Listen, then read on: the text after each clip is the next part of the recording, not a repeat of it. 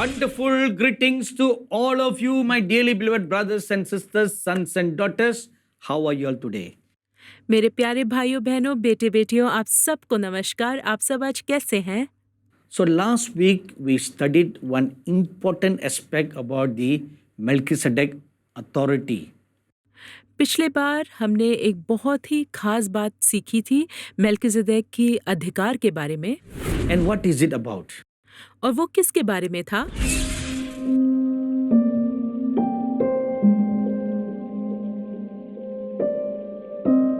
What better way to teach humility and humbleness instead of a lecture? Do it by action. इससे अच्छा तरीका क्या हो सकता है कि लोगों को दीनता के बारे में सिखाया जाए? एक भाषण देने से अच्छा ये होगा कि वो करके दिखाए। So the person whom they call Lord and Master began to wash his disciples' feet. तो वो व्यक्ति जिन्हें वो प्रभु और स्वामी करके पुकार रहे थे, वो उन चेलों के पैर धोने लगे। When the Lord Jesus did that, all the disciples felt deeply convicted in their hearts. जब प्रभु यीशु मसीह ने ऐसे किया तो सारे चेलों के हृदय छिद गए। So after this demonstration, then the Lord Jesus said like this. इस बात को करके दिखाने के बाद प्रभु यीशु मसीह ने ऐसे कहा, You call me your Lord and your Master, and it is correct. आप मुझे प्रभु और स्वामी कहते हैं और ये ठीक है। If I, your Lord and your Master, have done this act, you should likewise do. अगर मैं आपका प्रभु और स्वामी होकर ऐसे कर सकता हूँ तो आपको भी ऐसे ही करना है।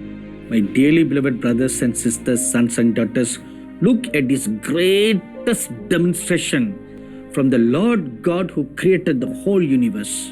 मेरे प्यारे भाइयों बहनों बेटे बेटियों, इस महान प्रदर्शन को देखिए जो उस परमेश्वर ने दिखाया जिन्होंने पूरे संसार को बनाया था। The great I am humbled himself so low to wash the feet of a clay. उन्होंने अपने आप को इतना दीन कर दिया कि वो मिट्टी के पैरों को धोने के लिए तैयार हो गए। That is why his name is lifted so high up to be honored by every creation. इसीलिए उनका नाम इतना ऊंचा उठाया गया है कि सारी सृष्टि उसका आदर करे। The secret to progress, advance and go up higher is to bow down low first. बढ़ोतरी के लिए और जीवन में ऊंचे पद प्राप्त करने के लिए एक रहस्य ये है कि आप अपने आप को बिल्कुल दीन कर दीजिए। If you do not learn how to humble yourselves, अगर आप अपने आप को दीन करना नहीं सीख पाते, if you do not allow yourselves to have a teachable spirit, अपने जीवन में चैतन्य भाव रखिए। even when you go high up, you will not remain there for long. जब आप ऊंचा पद ग्रहण करेंगे तो भी आप वहाँ पे हमेशा के लिए नहीं रहेंगे। Why not? क्यों नहीं? Because your heart, when it is full of pride, your head gets inflated. जब आपका हृदय घमंड से भर जाता है तो आपका सर बहुत ही ज्यादा फूल जाता है। Once your head is inflated, then great will be your fall. तो जब आपका सर फूल जाएगा तो आपकी जो गिरावट है वो बहुत ही खतरनाक होगी।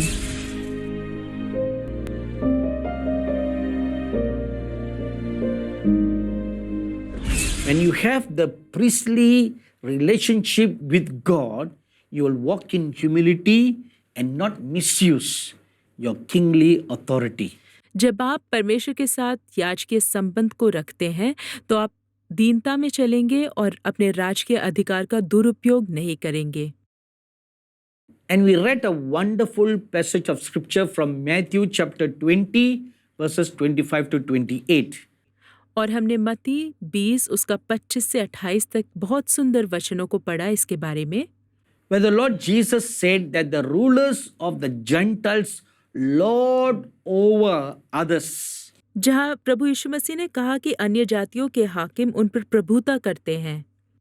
And they also exercise great authority over others. और वो उन पर बहुत ज्यादा अधिकार जताते हैं। But you shall not be like that. The Lord Jesus Christ counsels us. और यीशु मसीह हमें ये सलाह देते हैं कि हमें ऐसा नहीं होना चाहिए। Now look at this word, Lord over. इस शब्द को देखिए, प्रभुता करते हैं। Lord over means you are exercising dominions. प्रभुता दिखाने का मतलब ये है कि आप अपना प्रभाव उन पर डाल रहे हैं। You want to show how powerful and great you are. आप दिखाना चाहते हैं कि आप कितने सामर्थी और महान हैं।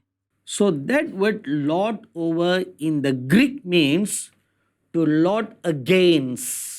That is to control and to subjugate others.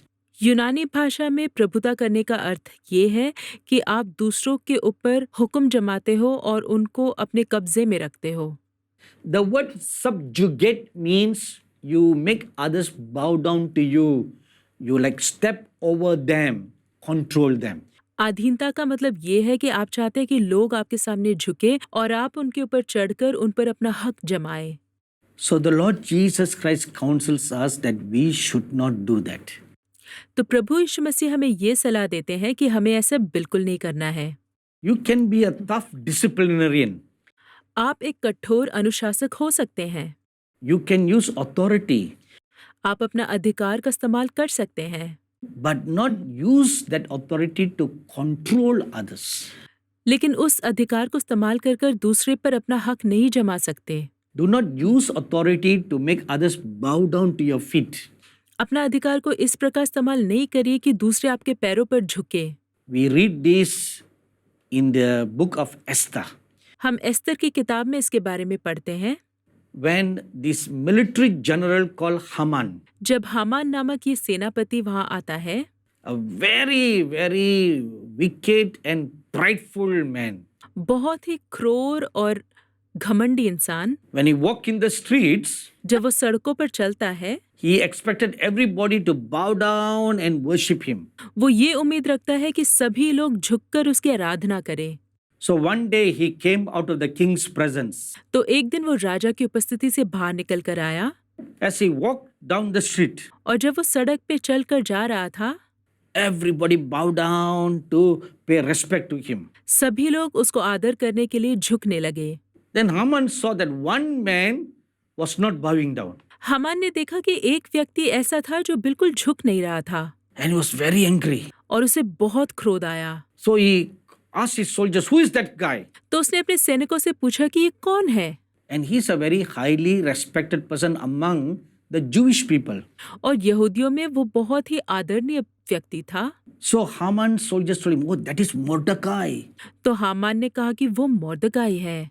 So when Haman heard that, he was very, very angry. जब हामान ने इसको सुना तो वो बहुत ही क्रोधित हो गया।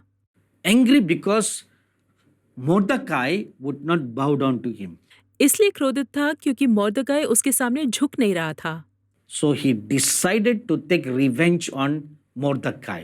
तो उसने निर्णय लिया कि वो मोर्दकाई के साथ बदला लेगा। So many of us have such attitudes today. आज हम इससे कई लोग इसी प्रकार से सोचते हैं। Those who are name of the Lord Jesus Christ, जो भी प्रभु यीशु मसीह के नाम से बुलाए जाते हैं, those who call themselves the servants of the Lord, जो अपने आप को प्रभु के सेवक करके बुलाते हैं, we should never have such attitude. हमें इस प्रकार का विचार कभी नहीं होना चाहिए। Look at the title, Servant of the Lord. इस शीर्षक को देखिए, परमेश्वर का दास। This was how the Lord Jesus taught me one day. प्रभु यीशु मसीह ने मुझे ऐसे सिखाया। He said, look at that title. प्रभु यीशु मसीह ने कहा कि शीर्षक को देखो। Although today the title Servant of the Lord is something very great and high. आज के दिन में परमेश्वर का सेवक एक बहुत ही ऊंचा और महान शीर्षक है। So the Lord Jesus said, look closely at that title. तो प्रभु यीशु मसीह ने कहा कि उस शीर्षक को बहुत ही ध्यान से करीब से देखो। What is the first word in the title? उस शीर्षक का सबसे पहला शब्द क्या है? And what does the word servant means? और सेवक का अर्थ क्या है? Simply servant. साधारण सेवक। The Greek word for the word servant also means slave. सेवक का यूनानी शब्द का मतलब दास भी है। So the Lord Jesus taught me that day. उस दिन प्रभु यीशु मसीह ने मुझे सिखाया, He said, always remember this simple truth.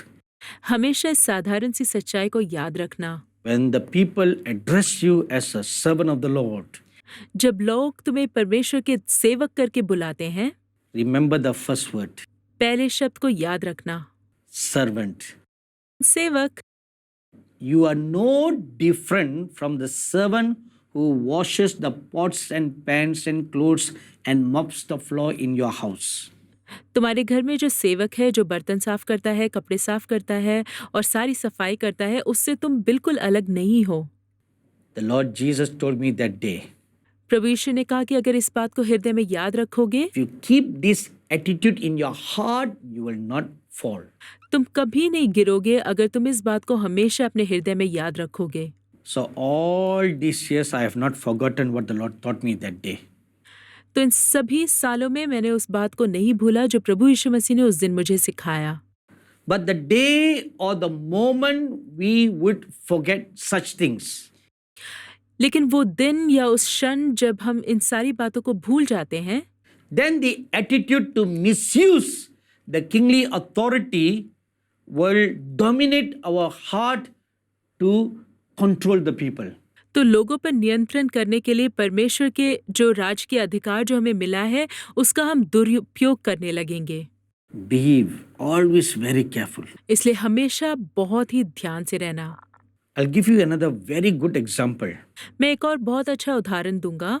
This is found in Numbers chapter 20 verses 2 to 12. ये गिनती 20 अध्याय उसके 2 से 12वें वचन तक में पाया जाता है। This we read concerning an event that happened in the life of the prophet Moses. मूसा नबी के जीवन में जो हुआ उसके बारे में हम यहाँ पढ़ते हैं। In Numbers chapter 12 verse 3, the scripture says, Moses is the most meekful person in all the earth. गिनती 12 के 3 में हम पढ़ते हैं कि मूसा पृथ्वी भर रहने वाले सब मनुष्यों से सबसे बहुत अधिक नर्म स्वभाव का था। Now over to the incident in Numbers chapter 20 now. अब गिनती 20 में जो संभव होता है उसको हम देखेंगे। So the huge crowd of people have been murmuring, complaining and backbiting against Moses and against God because they have no water. अब ये बड़ा सा झुंड मूसा और परमेश्वर के विरुद्ध कुड़कुड़ाने लगा और शिकायत करने लगे और चुगली करने लगे क्योंकि उनके पास पीने के लिए पानी नहीं था। So the prophet Moses was already fed up with these people for always complaining and grumbling. और हमेशा शिकायत करना और कुड़कुड़ाने के कारण मूसा नबी इन लोगों से पहले से ही परेशान थे।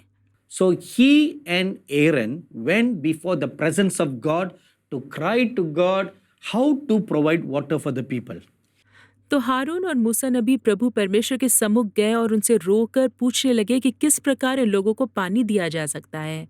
So God heard the grumblings and the complaints of the people. प्रभु ने इन लोगों के कुड़कुड़ाने की और शिकायतों को सुनी। So he told the prophet Moses, उन्होंने मूसा नबी को कहा, My dear son, don't worry. मेरे प्यारे बेटे, परेशान मत हो। Take the rod that I gave you in your hand. उस छड़ी को अपने हाथ में ले लो जो मैंने तुम्हें दी थी। See the rock over there. उस पत्थर को देखो जो वहां पड़ी है। Go near to the rock and just speak to the rock. उसके पास जाओ और उससे बात करो And it will give forth water. और वो पानी देगा। So the prophet Moses and Aaron came out from the presence of God. तो मूसा नबी और हारून परमेश्वर की उपस्थिति से बाहर निकल कर आते हैं। As they came out, और जब वो बाहर निकल के आते हैं, they heard all the grumblings and the complaints of the people. उन्होंने सारे लोगों की कुड़कुड़ाने की आवाज और शिकायतों को सुना। Because the people were blaming Moses and they were blaming God. क्योंकि लोग मूसा और परमेश्वर के ऊपर आरोप लगा रहे थे। So anger rose up in the heart of the prophet Moses. तो मूसा नबी के हृदय में गुस्सा उमड़ आया। He looked at the people with a red hot face. क्रोध भरे चेहरे को लेकर वो लोगों को देखने लगे। And in great anger he said, Must I bring water for you all? और बहुत ही क्रोध के साथ उन्होंने कहा। In that split moment, he forgot what God told him and he took the rock and he struck the rock.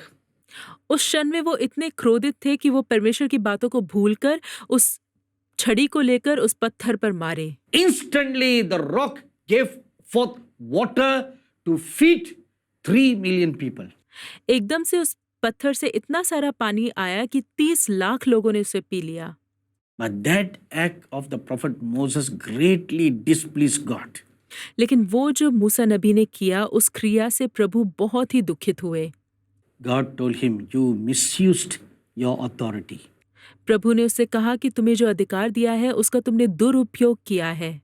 I gave you the rod with the ability to do signs and wonders."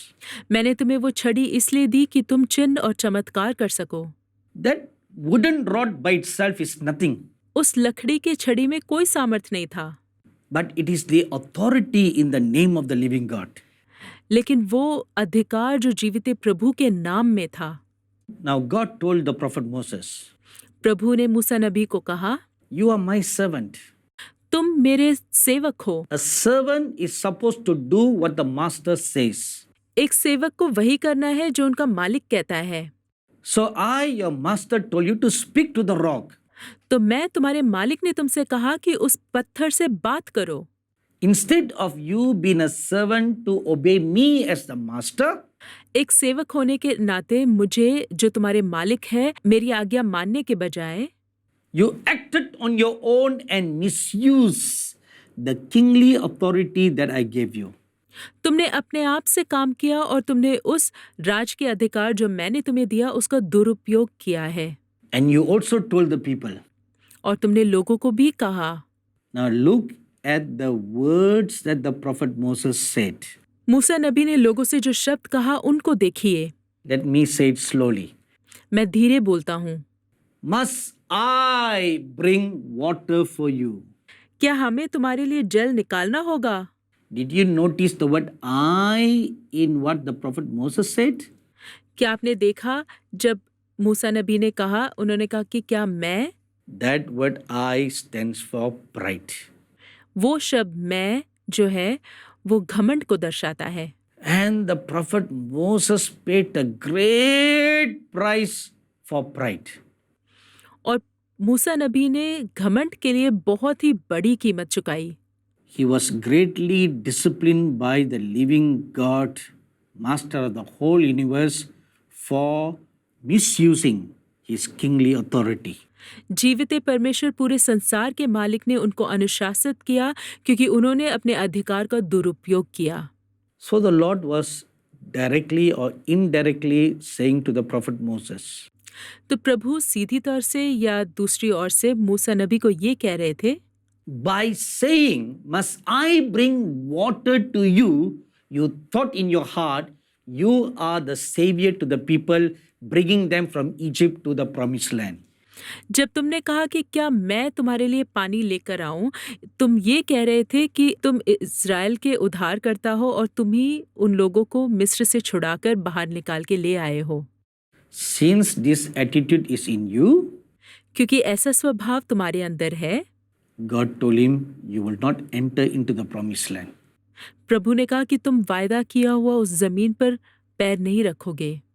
You shall not lead these people into the promised land. तुम उस वायदा किए हुए भूमि पर इन लोगों को अगवा करके नहीं ले जाएंगे। You shall die in this wilderness. इस जंगल में ही मर जाओगे। What a heavy loss. कितना ज्यादा नष्ट। And the saddest part is this.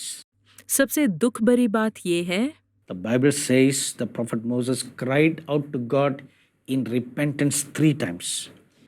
Bible बताती है कि मूसा नबी 3 बार परमेश्वर को इसके लिए मन फिराकर प्रार्थना कर रहे थे। He cried to God to forgive him and to let him lead the children of Israel into the promised land. वो ऐसे रोए कि प्रभु ने माफ कर दे और उनको एक मौका दे कि वो इजरायलियों को उस वायदे की हुए जमीन पर ले जा सके। God said no. लेकिन प्रभु ने कहा नहीं। God said, "I forgive you, प्रभु ने कहा मैं तुम्हें माफ कर दूंगा, but my discipline stays. लेकिन मेरा अनुशासन वहीं पर होगा। You will not bring the children of Israel into the promised land. तुम इजरायलियों को वायदे किए हुए जमीन पर नहीं ले जाओगे। You will not bring the children of Israel into the promised land." इजरायलियों को वायदा किया हुआ जमीन पर तुम नहीं लेकर आओगे। But there was no change of relationship between God and the prophet Moses. लेकिन परमेश्वर और मूसा नबी का जो संबंध है उसमें कोई अंतर नहीं आया। Do you remember the story of Humpty Dumpty from last week? क्या पिछले हफ्ते से आपको हम्टी डम्टी की कहानी याद है? This Humpty Dumpty sat on a high wall and fell down.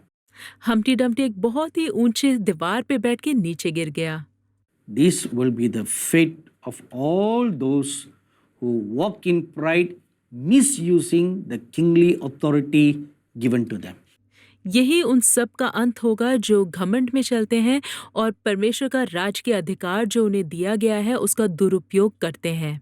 My dearly beloved brothers and sisters, मेरे प्यारे भाइयों बहनों, please keep this attitude in your heart. इस बात को अपने हृदय में छुपा के रखिए। Walk in humility before God.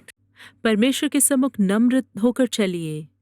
Whatever gifts and anointing and authority that God has given to us, जो भी दान और अभिषेक और सामर्थ प्रभु ने हमें दिया है should make us more humble before Him. उसके द्वारा हमें परमेश्वर के सम्मुख और नम्र होना है। We should never misuse the kingly authority by walking in pride. घमंड से चलकर उस राज के अधिकार जो प्रभु ने हमें दिया है उसका हमें कभी दुरुपयोग नहीं करना है। Amen. आमीन। God bless you all till we meet again next week. अगले हफ्ते जब हम मिलेंगे तब तक प्रभु आप सबको आशीषित रखे। If you are blessed by this program, please send your testimonies and feedback to Angel Television, Villivakkam, Chennai 600049, Tamil Nadu, India. Our email ID is programs.hindi@angeltv.org. अगर आप इस कार्यक्रम से आशीषित हैं तो अपनी गवाही और विचार हमें इस पते पर भेजिए। Angel television, Villivakkam, Chennai 600049, Tamil Nadu, Bharat.